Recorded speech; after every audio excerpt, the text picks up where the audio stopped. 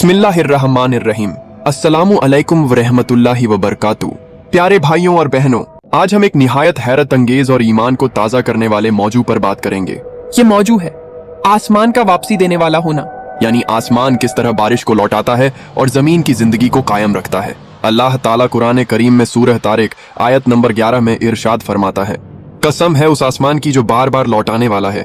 उलमाए किराम के मुताबिक इस आयत में रज्ज का मतलब है वापस लौटाना, यानी आसमान अपने खास निजाम के जरिए पानी को भाप की शक्ल में ऊपर ले जाता है, फिर बादलों की सूरत में जमा करके दोबारा जमीन पर बारिश की शक्ल में वापस लौटा देता है। अब आइए देखते हैं कि जदीद साइंस इस बारे में क्या कहती है। साइंस बताती है कि सूरज की गर्मी से समुंदरों और दरियाओं का पानी भाप बनकर आसमान की तरफ उठता है। ये भाप ठंडी होकर बादलों में जमा होती है और फिर बारिश, ओले या बर्फ की शक्ल में जमीन पर वापस आती है। जमीन के ऊपर मौजूद आसमान की तहें न सिर्फ बारिश को वापस लाती हैं, बल्कि खतरनाक रेडिएशन को भी जमीन से टकराकर वापस मोड़ देती हैं। यानी ये तहें हमारी हिफाजत करती हैं और जमीन पर जिंदगी को मुमकिन बनाती हैं। इसी तरह समुद्र के अंदर भी एक निजाम है जिसे इंटरनल वेव्स कहा जाता है।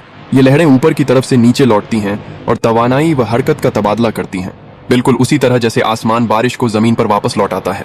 प्यारे भाइयों और बहनों, ये सब कुछ इस बात का सबूत है कि कुरान जो 1400 साल पहले नाजिल हुआ, आज की जदीद साइंस के उसूलों से पूरी तरह मेल खाता है। जब साइंसदानों ने पानी का चक्कर, फजाई तहों और लहरों का निजाम दरियाफ्त किया तो वह हैरान रह गए कि कुरान ने पहले ही इन हकायक की तरफ इशारा कर दिया था। इसलिए ये बात वाज़ेह है कि कुरान सिर्फ एक मजहबी किताब नहीं, बल्कि हिदायत, इल्म और हकीकत का सरचश्मा है।